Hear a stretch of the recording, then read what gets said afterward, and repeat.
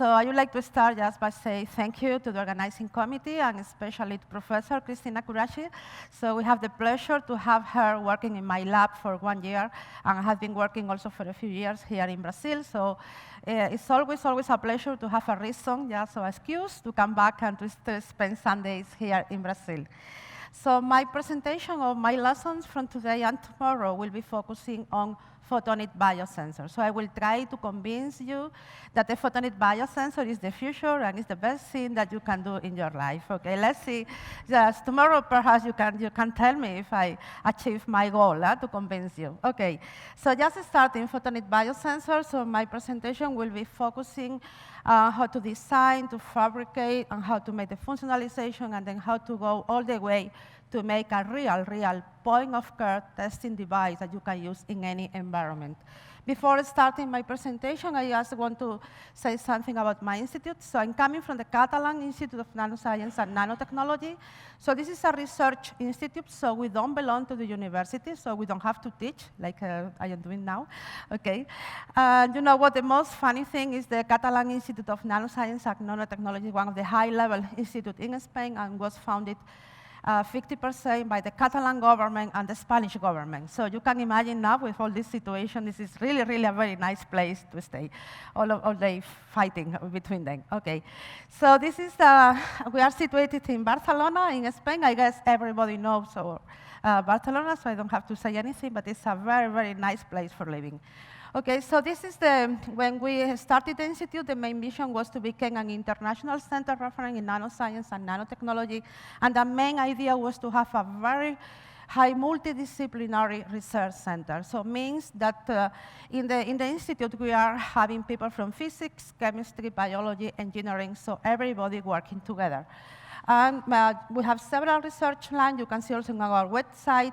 But mainly we go from just pure theoretic nanostructure manipulation for physical properties of nanostructure, inorganic fabrication, nanobiosensor, lab on chip, and drug delivery, and many other research lines.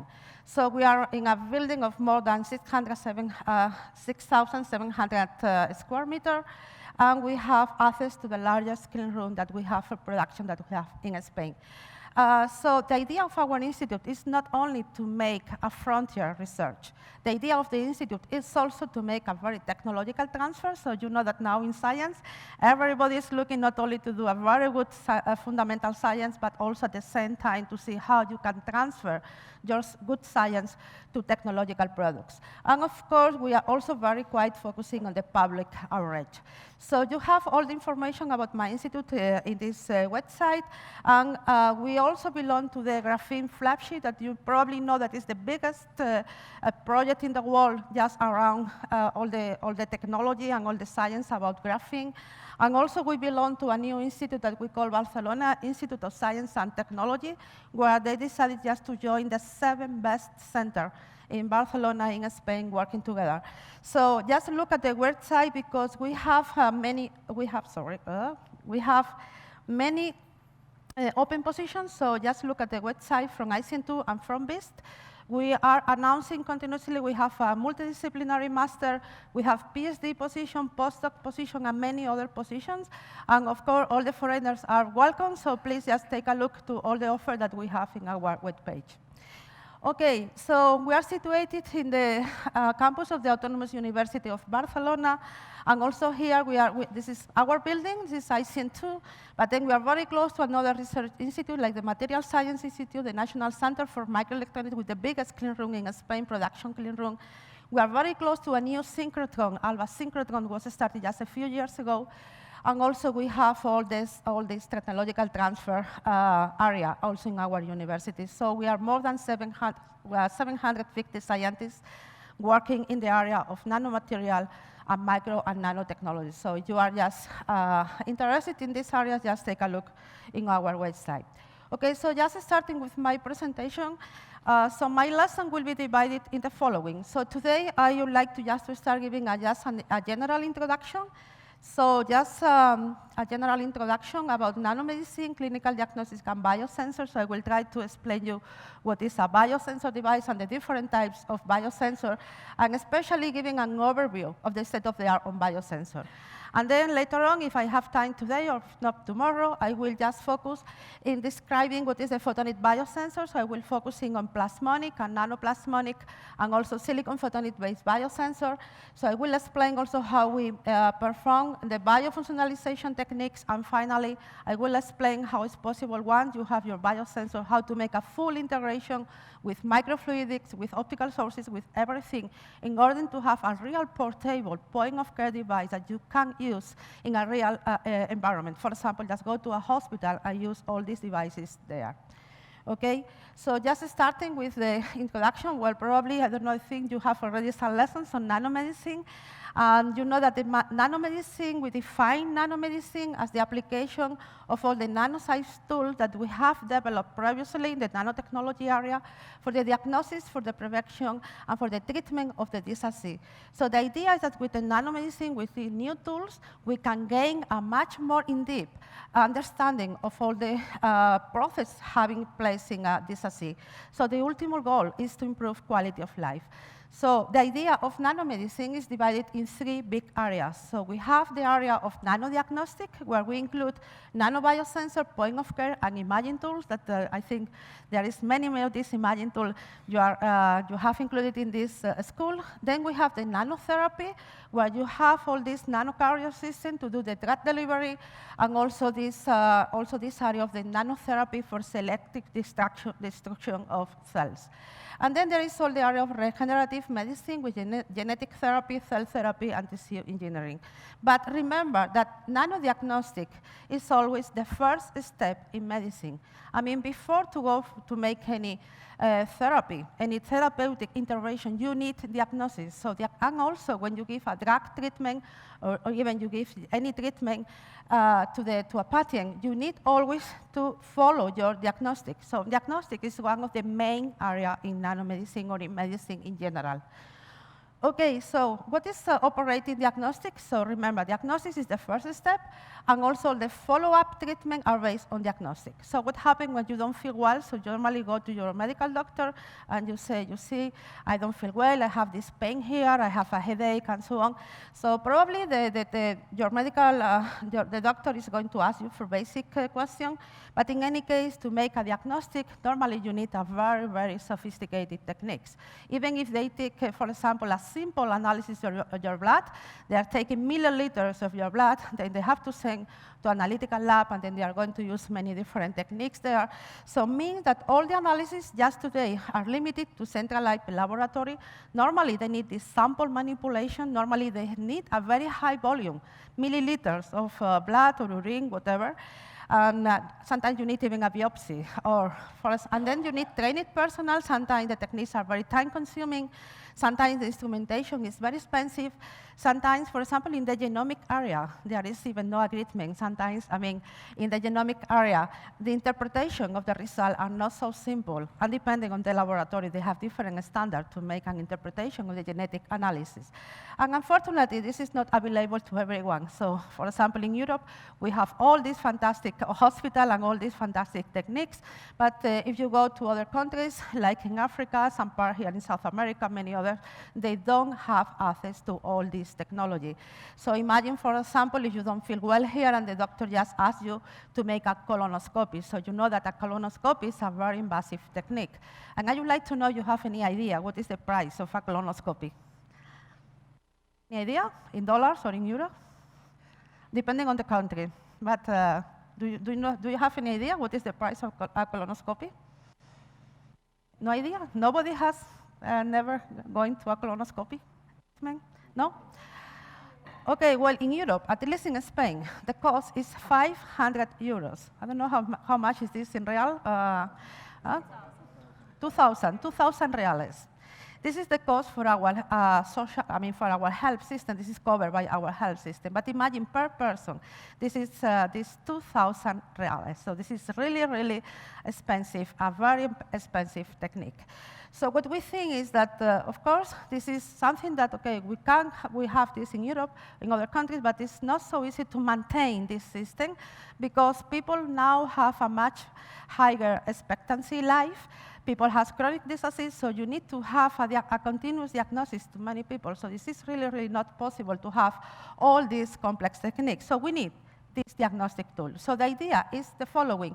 The idea is that we are going to use just a drop of your sample, a drop of your urine, a drop of a tear, a drop of your saliva, and then you are going to have a portable diagnostic device where you include the drop of your sample, and then you have an instant diagnostic, and then you are going to see probably in your iPhone, probably. So, so this is what we're looking for, and what I am going to tell you today is that in diagnostic, everybody is just going to how it's possible to implement this point-of-care testing device, okay?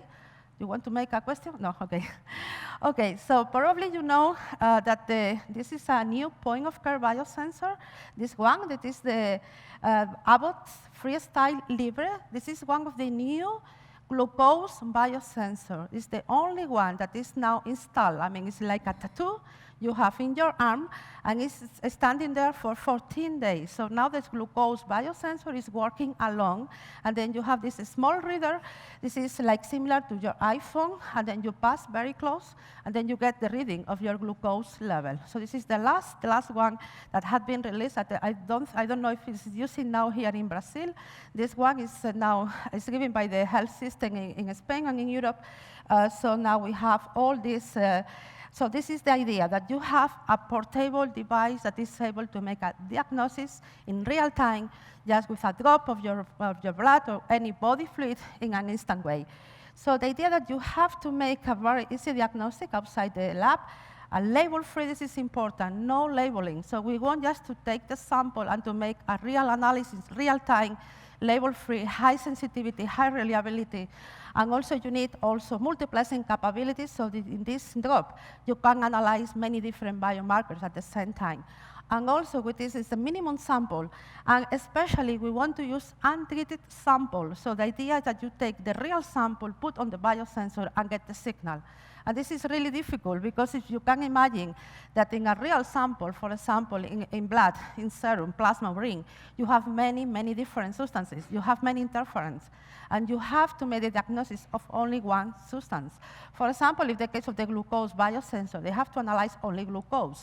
So mean that you have to integrate something in your sensor to make a very smart sensor that analyzes only glucose, but not the other substances that you have in blood. Okay, so this is the idea with Biosensor, and with that, many people have been doing all these fantastic point-of-care platforms, so you can go to the literature, and many people is trying to integrate now all this, as you see here, with these smartphones, so making very small point-of-care devices, and then you have the reading in your smartphone. Until now, there are not many of them in the market. There are a few of them, and can be very complex technology. In our area, we call this the medical tricorder. Do you know this? Do you know who is this guy? Or yes, at least from the senior people. I will not say old people. Probably the senior people remember the Captain Spock from this movie, Star Trek. No? Where he was using this tricorder Gene 1. Do you remember that small machine? It was a small machine where someone doesn't feel well in the tripulation, so they just put the drop of the blood, and they have the instant diagnostic.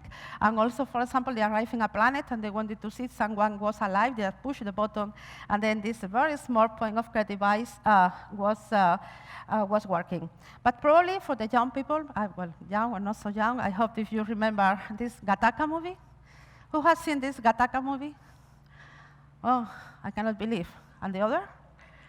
I cannot believe that this is one of the best, probably the most famous high science fiction movie. Only a few people have seen this movie. I cannot believe. Really? Yes, there are two. No, I mean, okay. My advice is that you go to Netflix or whatever, or where any platform, and look for this movie. So in this movie, you know, the name of the movie, well, the movie was from '97. I know that it's a long time ago. They are too young, probably. Okay, but in any case, this is one of the, the best, probably one of the best science fiction movies that you can see. So in this movie, Gattaca is coming from the initial of the DNA. So guanine, adenine, thymine. In this movie, the people was divided between the genetically perfect and the people that has all the a standard genetic as we have, all the people that we have here. But they were able just to modify all the genes in the before born, and then they were having all these perfect people. And what they did is to identify who was a perfect one and who was just a standard one. The police has a very small point of care testing device, and then they just put in the device a drop of ring, and then they were able to identify just the genetic profile of the person just in a few seconds. It was like to have a genetic identity card. So just the police stop you, and then they were able to analyze even with a hair or even with a drop of ring. I mean, just if the police stop you on the street, it's not so easy to take a drop of ring. So they're just taking a hair, put on the machine, and the machine was able to make the complete analysis of the genome, genetic profile of the person to identify the person. So I just want that you take a look to this movie, because now we are very, very close to that. I mean, to have just a small analyzer where you can identify people just in a few seconds, okay? In that time, we thought, well, this is science fiction. It's nothing. It's never happened. It's going to happen, but it's not the case anymore. Okay, so just starting, what is a biosensor device? So normally, when I ask, do you know what is a biosensor device? So everybody answer, it's a sensor for biological molecules, yes? Because it's biosensor, sensor for biological molecules. And this is not true. This is completely incorrect, okay? You can sense biological molecules, but you can sense as well chemical molecules, for example. The name biosensor is coming because you are using in the same device a biological receptor layer in contact with an inorganic transducer. So you have a bioreceptor layer completely selective to the substance that you want to detect in a very complex sample, and then in contact with a transducer that can be optical, electrical, electrochemical, gravimetric, whatever. So the name biosensor, remember, is because you have to put together the bio part with the sensor part. This is a biosensor device, okay? So it means that the biological receptor is completely selective to one of the analytes in your sample. This is the main condition, that you have to think what I want to analyze in my sample, then I choose what is the biological receptor that is completely selective to the molecule that you want to detect. Okay, and then because the biological receptor is in intimate contact with the transducer, when the biological receptor recognizes the antigen, or recognize the complementary molecule, then there is a physicochemical chain here at the interface that are read by the transducer. So it is a direct process. So you catch your molecule that you want to detect, and then there is an interaction, and there is a physicochemical chain, and the transducer, in a few seconds, is able to sense and to read out what is happening in the biological area. Okay, so it means that the biosensor can be very fast devices, giving an answer in a few seconds, in a few minutes. Probably the most famous biosensor is the glucose biosensor that all the diabetic people are using. So millions of people are using this glucose biosensor every day. I don't know if there is any diabetic person in the audience. You are very lucky. All of us were very lucky. Is any diabetic person in the audience? One? Okay, and do you know, I guess you use this glucose biosensor, and do you know how it's working? Much? Oh my God, then we are going to learn it today. Okay, so probably, you know, everybody's using, all the millions of people are using this device every day, and they don't know how it's working as you, and you are a scientist, yes? Oh my God, okay. Well, the idea in the glucose biosensor, why this biosensor is detecting only glucose? Because in your blood, you have many other substances. In fact, you can have also the sugar. You can have fructose, sucrose. Why is detecting only glucose? Well, the idea is here for the definition. Because we are using a biological receptor that is only interacting with glucose. So in this case, they are using a glucose enzyme. The enzyme is a glucose oxidase. So you know that in the human body, we have enzymes that are able to degrade anything that we are taking in our bodies. So in that case, in the case of the glucose biosensor, you just immobilize your enzyme, the glucose oxidase, in contact with a microelectrode. And then these enzymes catalyze the redox decomposition of the glucose in acid gluconic and peroxide of hydrogen.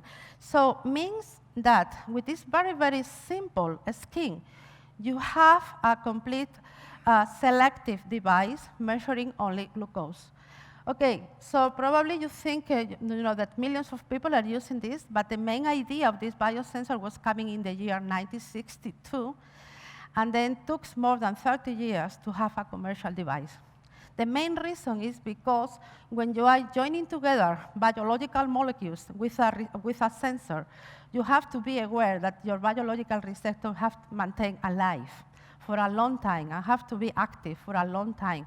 And the problem was how to immobilize the enzyme, how to maintain the enzyme completely intact, how to package all these sensors, how to send the sensor to different, for example, to different areas in the world, how to open the sensor, and how the sensor can be operating here with 30 degrees or operating in Canada with minus 2 degrees or whatever.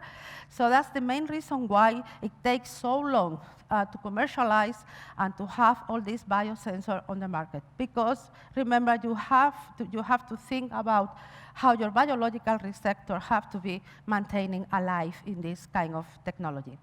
Okay, so remember from my definition that biosensor, then our device is able to detect any substance. I mean, just providing that you can have your biological receptor, you can detect any substance. Even, for example, a very small chemical substance you can detect, because now the biotechnologists, they know how to produce monoclonal antibodies, a protein, against almost any kind of chemical substances. So providing that you have the biological receptor, you can choose your transducer, and then you have a biosensor. So remember, idea, we have a very high sensitivity, normally it's very specific, very selective. And important, real time. This is something very important. You don't need to go to a lab. You need to amplify signal. You don't need to use a labeling. You don't need to use a pre-treatment or just sample. And especially, it's very fast. So you can detect anything. You can detect protein, pathogens, bacteria. You can detect chemical molecules, pesticides, biological warfare agents, anything. So the applications are thousands of different applications, okay? So remember, the idea is the following. You think, okay, what do I want to analyze? Which type of sample, a human sample, an environmental sample, food sample, whatever, what I want to analyze. And then depending on that, then you go and you choose your bioreceptor. That could be DNA, could be an antibody, could be an enzyme, could be even a complete cell, could be part of a cell. I mean, there are many, many different biological receptors, and then you have to allocate this in a transducer. Could be optical, electrochemical, mechanical, piezoelectric, and so on, and then you get your signal. So my presentation of today and tomorrow will be focusing mainly on the optical biosensor, but I will try to give now an overview also of the different technologies. Applications.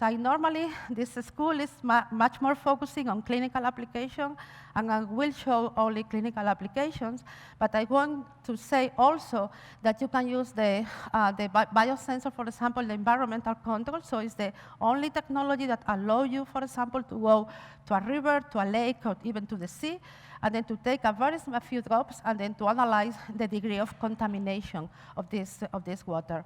And also it's very important in the food safety. For example, if you want to take a drink, or to eat something, and before doing that, you want to know if you have some bacteria or something, salmonella, for example, or any other. So you can also use biosensor. And also it's very important in the case of the homeland security. So in the chemical and the biological warfare, it's the only technology that allows you, for example, in the soldiers in the battle, to know if you have any chemical or biological attack just in real time. Okay, of course, there are many, many other applications, and you can't think, I mean, the application, as I said before, is really a high number.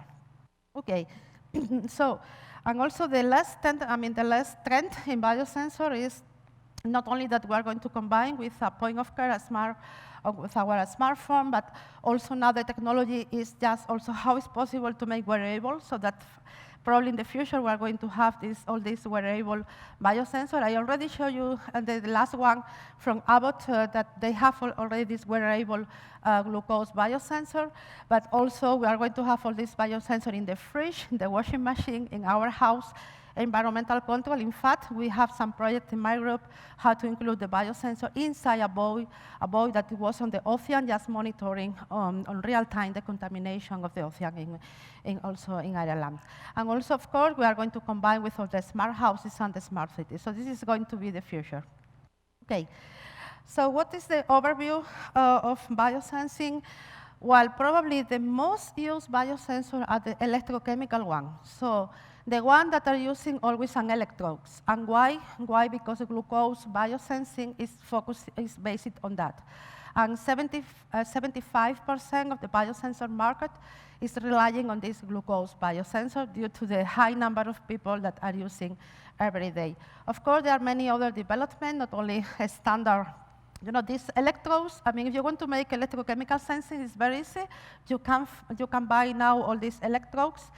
They are very cheap, and there are many, many companies offering these electrodes, and then what you have to do just making biosensor is to include your biological receptor, and then you can start doing measurement.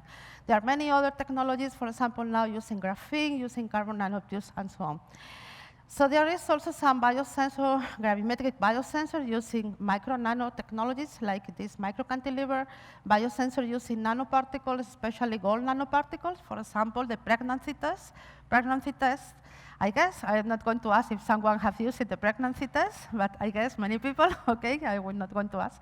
Pregnancy test is also a biosensor, and this biosensor contains gold nanoparticles that aggregate depending on the level of the hormones of the women in the urine. Remember that you're using urine, you are not filtering, you are not doing anything, this is just pure sample, and then this pregnancy test can detect the presence of these hormones. There is a new technology coming from US, it's the microfluidics-based biosensor. So they discovered a few years ago in the Whiteside laboratory in Harvard University that using paper is the cheapest technology.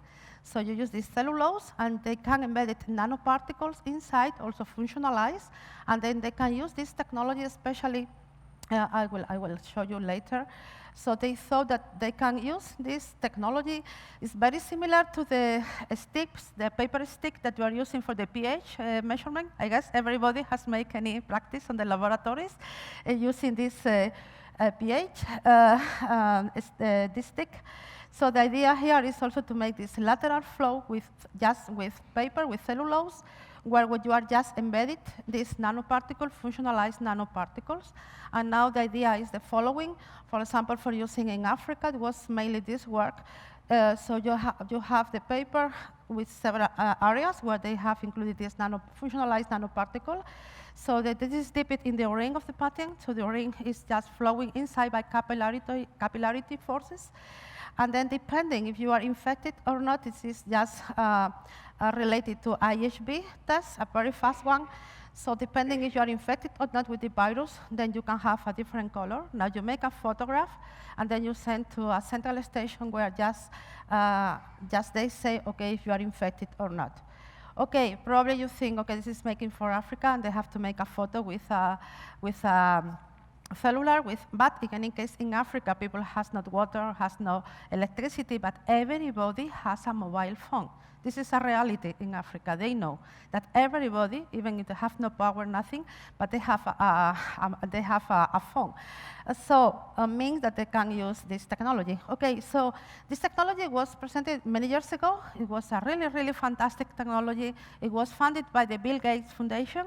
They started a company. They make all the clinical tests in the US, and then they just start to sell, went to Africa. And then when starting to do the testing in Africa, the device was not working. And was not working, and they were saying, well, how is possible? In the US laboratory it was working perfectly, but we came here to Africa and it's not working anymore. And then they didn't take in account the humidity, the relative humidity, and the paper was drying. And then they were not able just to interact with the nanoparticle they were in. So it was something so, I will say stupid, I don't know, but something that you didn't take into account, a factor like that, a completely different environment. So it's what I said before, that the reason why glucose biosensor took so long time to go to the market is because you have to take into account the different conditions, the different environments. And you have something biological, a biological molecule inside, and you have to maintain active, okay? So This is another biosensor that that was very exciting at the beginning. Probably you know that Google has the secret labs. Well, they are not secret anymore. Anybody knows where are the secret labs from Google? So Google was, many years ago, they were focusing and investing, I don't know how many millions of dollars, I don't know how many, but many, in this project. They wanted just to develop a very small biosensor where you can allocate in the contact lens, and it was for diabetic people. So the idea was that you have your biosensor already in the contact lens, and then you have, because you have also all the electronics and everything inside. Here you see it was with electrochemical sensing. So you have everything here. You have also electronics. So you have also wireless, and then you can take in your smartphone. You can see your lecture of your glucose. Okay, so it takes many years to develop this glucose new biosensor, and it never works. Never works properly because they didn't take into account that the level of glucose of a diabetic person in your eye, in your tear, is not completely correlated with the level that you have in blood. And that's the main problem, because if you are not making a good diagnostics, or you are making just underestimation and overestimation, the health, or I mean the life of the person can be on a risk. So I didn't know why they didn't take into account before starting, because they spent an amazing amount of money just in this project, and just now is completely discontinued in the Google Labs. So I gave just an example why it's so important to take into account everything before, all the parameters before starting to design a biosensor device. Okay, so just the situation is that a few years ago, we have mainly this glucose monitoring. We have the pregnancy test.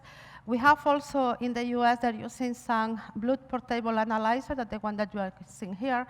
But for many years, we didn't have so many of this point of care on the market due to the difficulty how to stabilize all these biological agents. But now in the 2018, we have many other coming, like this Abbott Freestyle Libre. I don't know, I think that it's not in use here in Brazil, but you can see many movies now that people is wearing this wearable, and even you can go for swimming, you can go to the beach, and it's there for 14 days. In any case, this is an invasive glucose biosensor. It's not non-invasive, so they have even a needle that is going down and taking the sample from the interstitial, at the interstitial level, and then going to the sensor and doing the measurement in the sensor. Okay, then there is a new one for malaria, and there is also this microfluidic paper base that is not only in this in the US now, it's extended to all the world, and many people is using this technology to make biosensor. Okay, but what I want to convince you is that beside all this technology, probably the best technology to do a biosensor is photonic. Okay, well, this is a photonic school, so okay. So I am going to demo. I always say, okay, we are the best, and with light, you can get at least the best sensitivity. And what is so good to use optical biosensor? Well, this offers a unique opportunity, and why? Mainly because they are immune to any electromagnetic interference. And this is a problem with many of the electrochemical sensing devices. And also they have a high bandwidth. They have the possibility to do a very strong miniaturization using microelectronics technology. But mainly it's because with light you have a very high sensitivity. Remember, we want to have a device label-free, no amplification, no treatment of the sample. So the only way, you need a very high sensitivity, because most of our diseases in our body, I mean, if you want to measure a biomarker, normally it's at a very, very low concentration. Normally it's in the femtomolar, attomolar level, so you really need to have a very high sensitive technology. And also you have this capacity to integration in lab-on-chip, so you have the sensor, the microfluidics, the optical sources, all the electronics, everything together. So this is the idea, using light for making a biosensor. Okay, so the detection principle, what you can use in light there are many properties. So there is several ideas, so you can use a change in the refractive index. When you have several molecules on top of the sensor, there is a local change on the refractive index, so means that the light that is traveling is going to experience a dephase or a change in the velocity. You can also use the absorption of the light to do this monitoring. You can use also fluorescent, but then if you use fluorescent, then you need to allocate a label, something that we don't like. Remember, we don't want to use any labeling. It's also possible to use Raman scattering, but then you have to probably to use also some reporter molecule, and sometimes the sensitivity is not so high. So normally in the optical biosensing area, we focus in measuring the refractive index chain.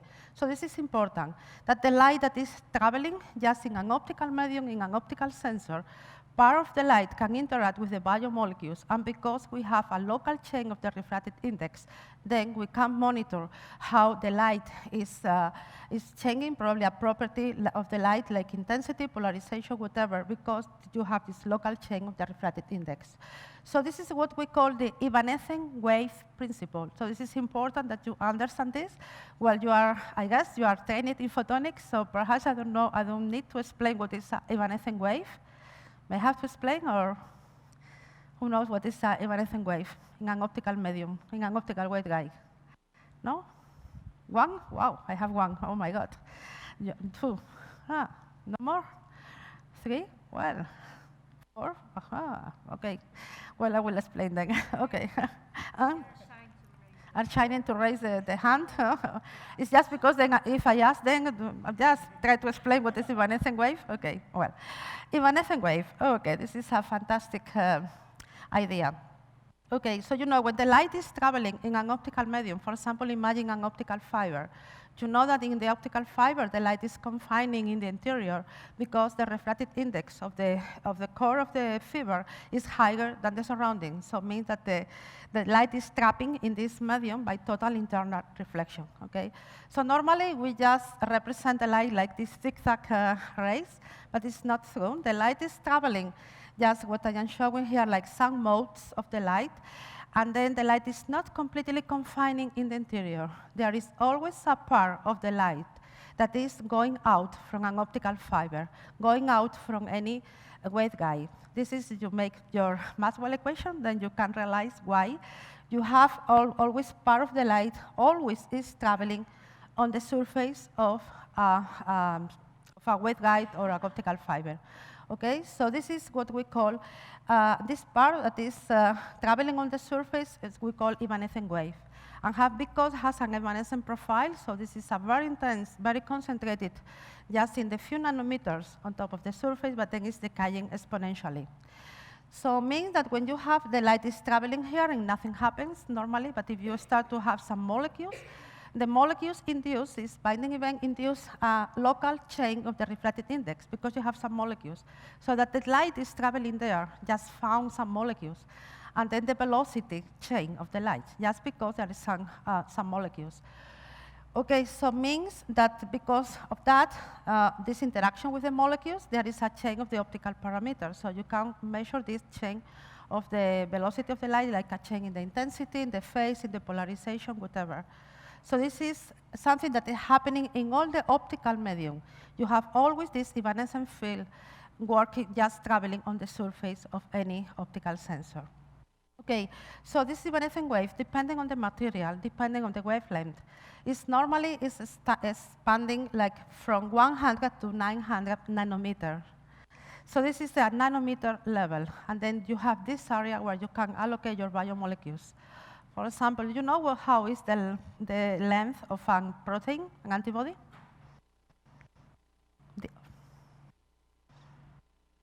Everybody is working with protein, many people, I guess, yes?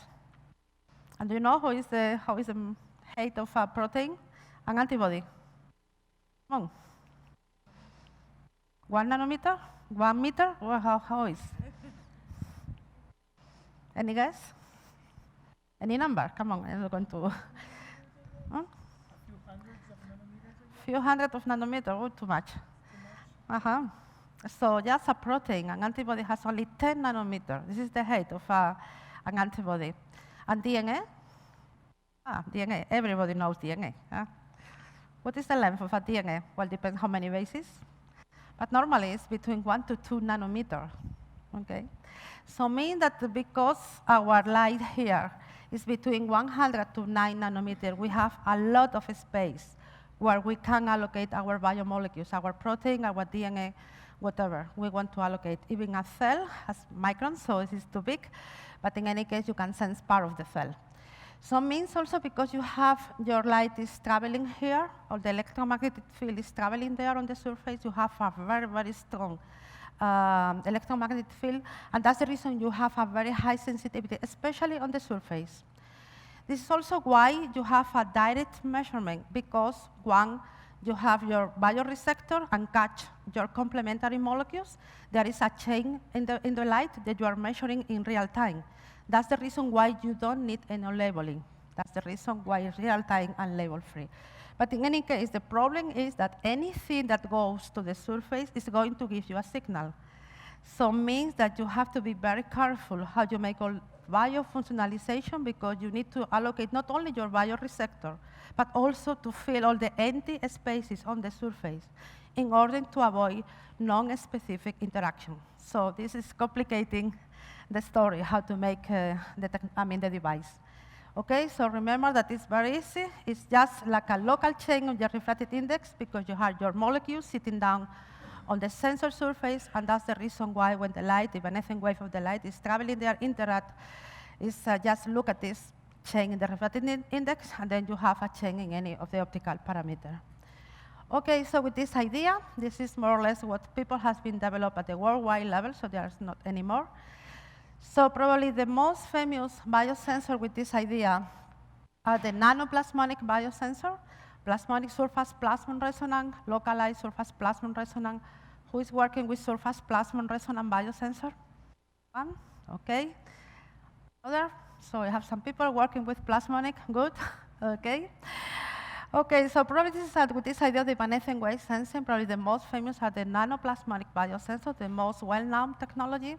But there are many others, especially the one based on microelectronics technology, like the micro-ring resonator, photonic crystal-based sensor, and the interferometer. Remember, the interferometry is the technique in physics that is giving the much higher sensitivity. It's the technique that you're using in astronomy, using in many other places, because it's the most sensitive technique that you can develop in physics. And then what we do in biosensor is to develop this integrated interferometer, so to allocate just one interferometer on chip, and then you can have all these biosensors. This is the last one that we have been using. You can see here, and we have here 5 biosensors in this small chip. You can see the compare with the size of one coin of €1. How is the size of these 6 biosensors that we have, interferometer that we have inside. I have some of the sensors here. So if any of you has any, I will show you later on all the sensors today or tomorrow, because because they are so small. Then I think I have, I don't know how many of them in this very small box. And then I have, I don't know, like many different of them. Just in this, I will show you tomorrow, okay?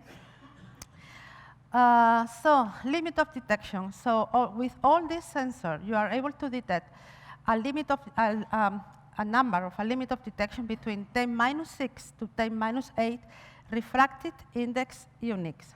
I don't know if you can figure out what is to analyze 10⁻⁸ refracted index units. So mean that you can detect very few molecules. For example, you can detect even like 2-3 bacteria per milliliter with this technology. And remember, it's speaking about no amplification, label-free, real sample, okay? So this is probably the most sensitive technology that you can find using for diagnostic. Okay, because we are mainly working with nanotechnology, we have this ultra-sensitive sensitivity, but more important, because probably you are thinking, well, this is a very fancy technology, this is a very expensive one. It's not. It's a very simple one, because we are using just standard microelectronics technology to fabricate all these sensors. And in the case of plasmonic, I will tell you also, we use very standard lithography techniques, and they are very cheap. So, and also what is important, they are miniaturized, but they can afford also a high level of multiplexing, because it's not only that you have one channel. For example, in the one that you can see here, we have 20 biosensors in the same chip. So this means that you have a very high level of multiplexing. And the idea is that just with one drop of human sample, then you can analyze up to 5, 10, or 20 biomarkers at the same time. Okay? Okay, so this is just a sensitivity comparison between the different technologies, because most of the people think that the plasmonic is the best one, and it's a very good technology. I love it, because once you start to work, well, Christina was working also 1 year with this technology. I must say that when you start working with plasmonic, probably it's a very easy technology, and it's amazing. But if you see at the level of sensitivity, what we have is, for example, we normally use this number, is the amount of mass per square millimeter that you can detect in a direct way. For example, with plasmonic, you can go down to 0.5 picogram per square millimeter. But if you go to the interferometer, as I say, are the most sensitive technique, you can go down 0.01 picogram per square millimeter. So normally, they have all this integrated device has much higher sensitivity than the plasmonic. What is important also is that normally all these devices are designed in visible range. This is important because you are using the visible, even you can see how the light is traveling in the sensor, and also you have very low cost component using all this technology.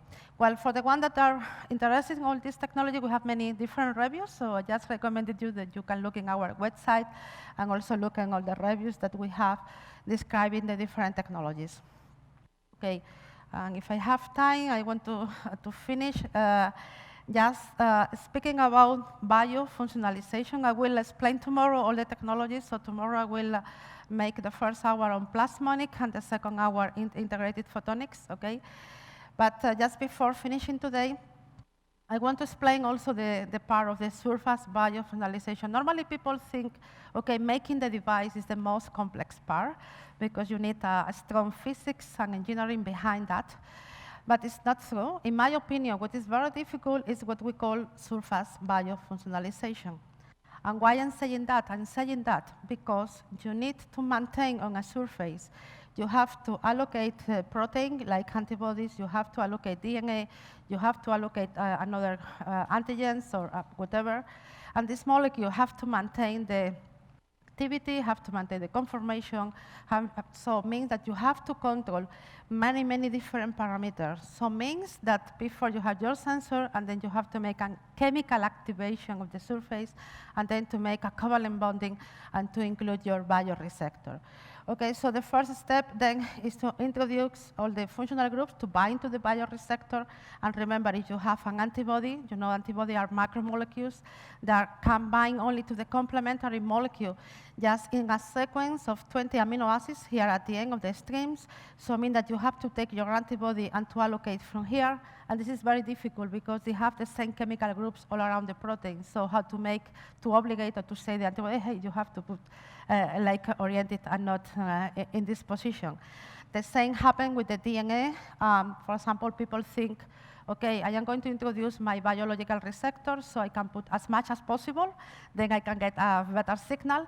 And it's not true because you have many of them. Then the complementary molecule, the one that you want to analyze, cannot enter in the monolayer just due to steric hindrance. So you have to control very well the density. So you have to know how many bioreceptors you have to allocate on the sensor surface. And then this is a really complicated task. So there is many technology depending on the surface, making physical absorption, polymer, but what is more recommended for biosensor is to use self-assembled monolayer. So the idea is that in your sensor, in your surface, first you make a chemical activation. If you are using a gold surface, the best idea is to use thiol chemistry.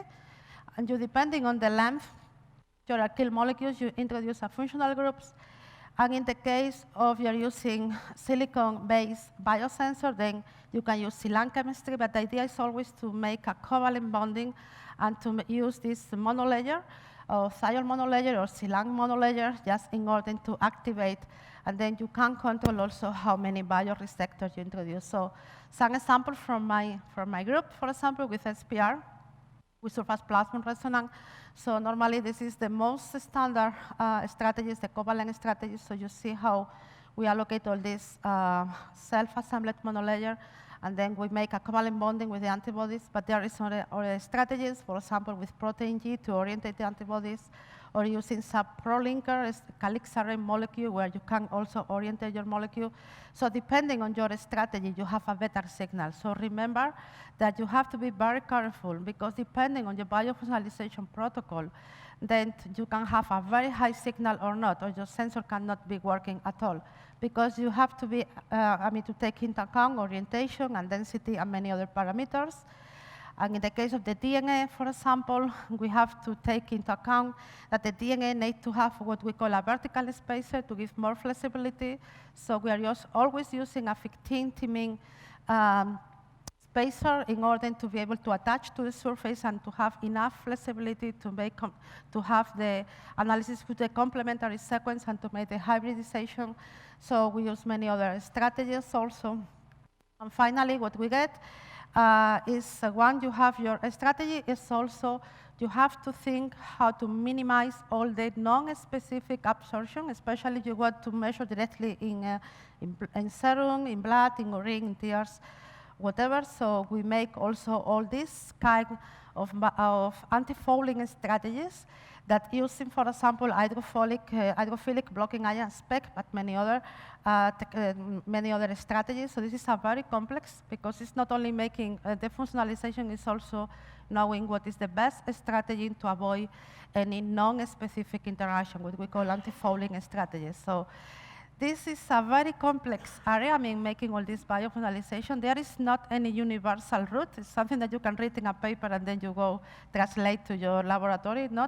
I always say that it's like cooking or like making a good cocktail. So depending how you mix the ingredients and the quantity, you get a very good cocktail or not. And this is the same here in the biosensing area. Depending how you make your biofunctionalization strategy, your biosensor is working at all or not. Even have nothing to do with the technology that you are using behind. So remember that this is one of the main areas.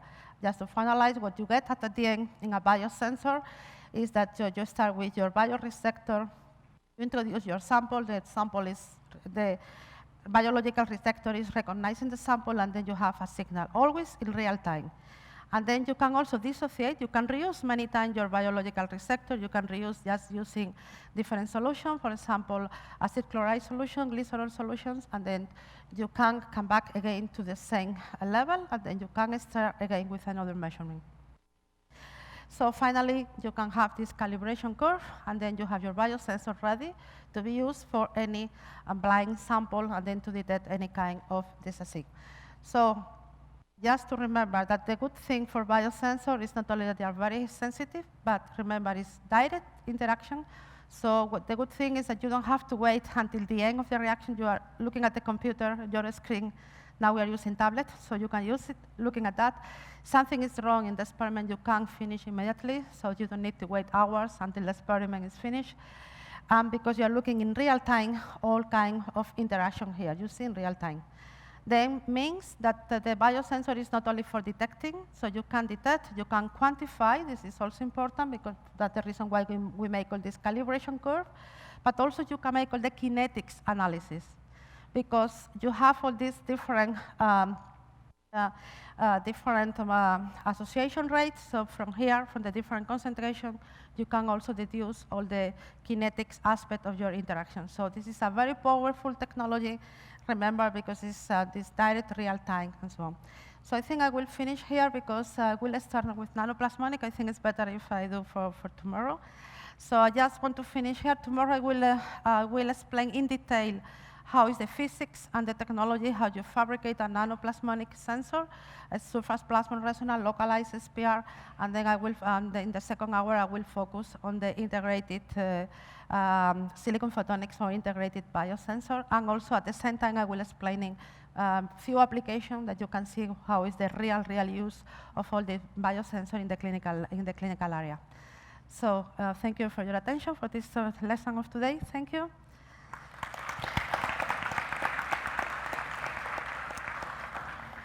Do you have any questions? Thank you, Professor. Just before questions, I would like to remind you that the second part of the course by Professor Lechuga will take place tomorrow at 10:30, and the third part at 1:30. Okay, so please. It's just because at the program book it is an empty slot. But this empty slot, in fact, is the second lecture. It's so me. I don't know why it's not printed out. So questions? So I am in the empty. I am in the empty, empty area. Please come. Please come tomorrow. This empty block is mine. Huh? Please come.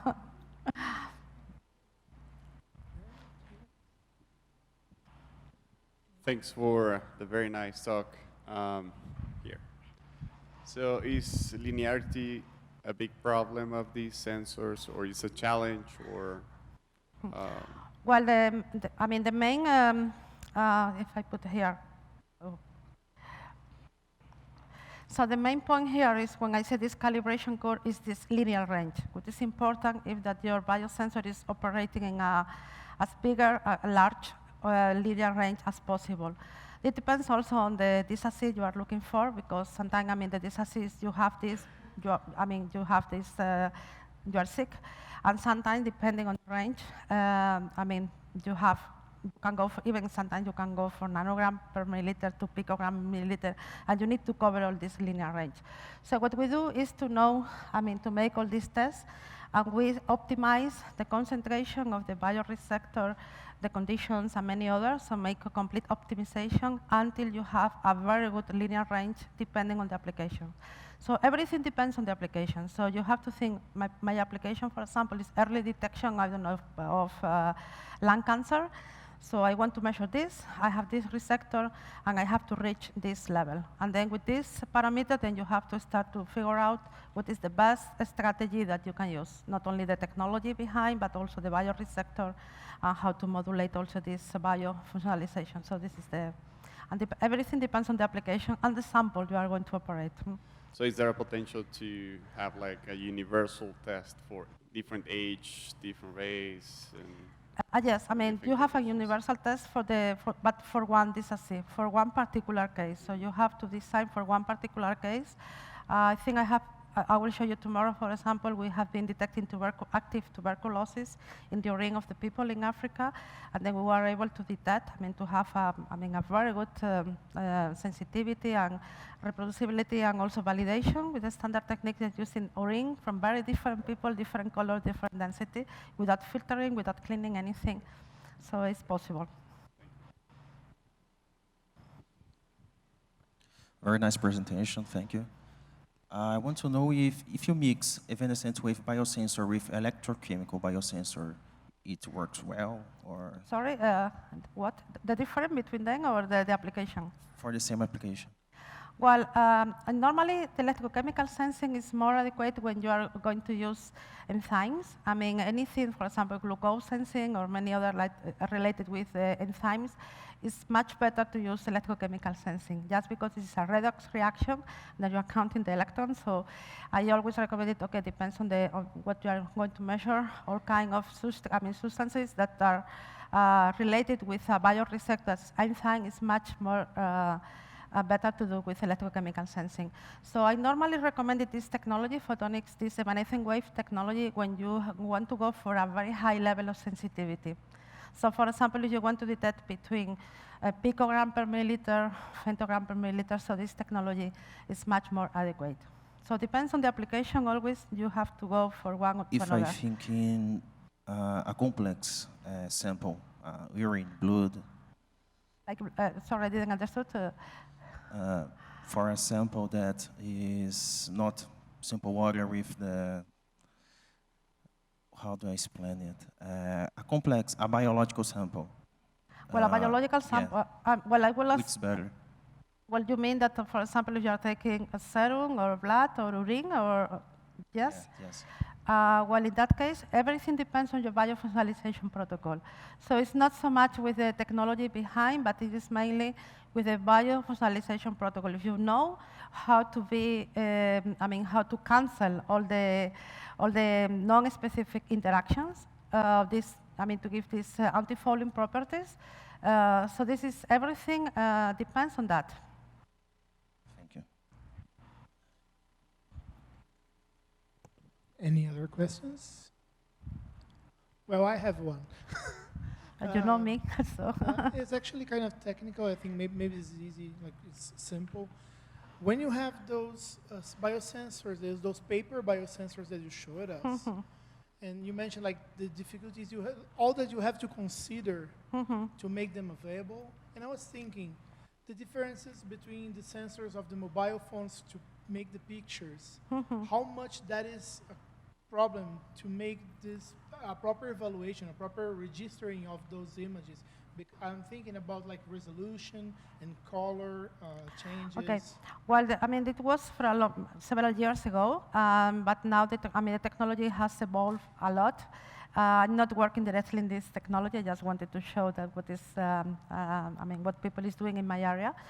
But you know, there is now a very, very strong work on all this recording with the camera, with the smartphone. For example, the work by Aydogan Özkan in the UCLA. So you can see also his publication, and now he's able now to see even at the level of one single bacteria or virus, whatever. So, the technology in this area has really evolved a lot. And now the resolution that you can get is also a very good one. In any case, in that one from the microfluidics paper, because this is a colorimetric detection, this is aggregation of the nanoparticles, the plasmonic nanoparticles, you can see very easily, and then the resolution is not so much a problem. But in any case, the technology has evolved a lot, and then there is a lot of work done on that. Thank you. Okay, so let's thank again Professor Lechuga.